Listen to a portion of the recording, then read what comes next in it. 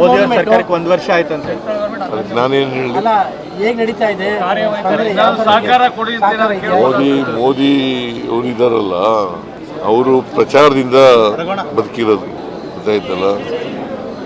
ಬರೀ ಈಗ ಡಿಮಾನಿಟೈಸೇಷನ್ ಮಾಡಿದ್ರು, ಏನಾಯ್ತು ಅದು? ಯಾರಿಗೆ ಅನುಕೂಲ ಆಯಿತು? ಅಚ್ಚಾದಿನಾಗ ಆಯೋಗ ಅಂತಂದ್ರು, ಏನಾಯ್ತು?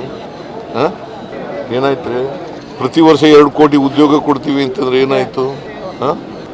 ಆಮೇಲೆ ರೈತರದ್ದು ಎಲ್ಲ ಸಮಸ್ಯೆಗಳನ್ನು ಬಗೆಹರಿಸ್ತೀವಿ ಅಂತಂದ್ರೆ ಏನು ಮಾಡಿದ್ರು? ಯಾಕೆ ಚಳುವಳಿ ಮಾಡಿದ್ರು 1 ವರ್ಷ ರೈತರು ಡೆಲ್ಲಿನಲ್ಲಿ? ಅವರು ಏನು ಹೇಳಿದ್ರು ಮೇಜರ್ ಆಗಿ ಒಂದನ್ನೂ ಮಾಡಲಿಲ್ಲ. 11 ವರ್ಷ ತುಂಬಿಸಿದ್ದಾರೆ ಅಷ್ಟೇ. ಅದೇನಾಗಿದೆ, ಪ್ರಚಾರದಿಂದ ಮೀಡಿಯಾದವರು ಅವರಿಗೆ ಹೆಚ್ಚು ಪ್ರಚಾರ ಕೊಡ್ತಾರೆ, ಸುಳ್ಳು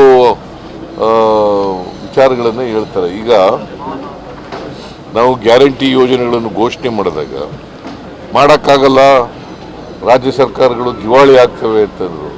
ಅದನ್ನೇ ಕಾಪಿ ಮಾಡಿಬಿಟ್ರು. ಕಾಪಿ ಮಾಡಿದ್ರು ಇಲ್ಲ? ಮಧ್ಯಪ್ರದೇಶದಲ್ಲಿ ಏನು ಮಾಡಿದ್ರು? ರಾಜಸ್ಥಾನದಲ್ಲಿ ಏನು ಮಾಡಿದ್ರು? ಯು ಪಿನಲ್ಲಿ ಏನು ಮಾಡಿದ್ರು? ಡೆಲ್ಲಿನಲ್ಲಿ ಏನು ಮಾಡಿದ್ರು?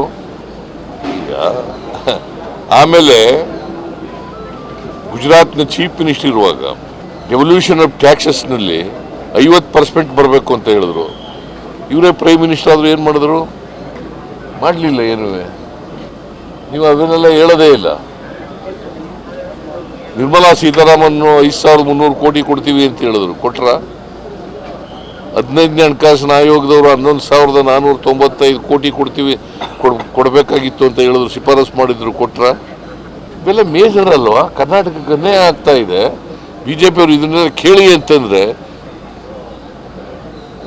ಇಲ್ಲಿ ಸುಳ್ಳ ಜನಗಳಿಗೆ ಸುಳ್ಳನ್ನ ಇಟ್ಟು ಅಪಪ್ರಚಾರ ಮಾಡ್ತಾ ಇದ್ದಾರೆ.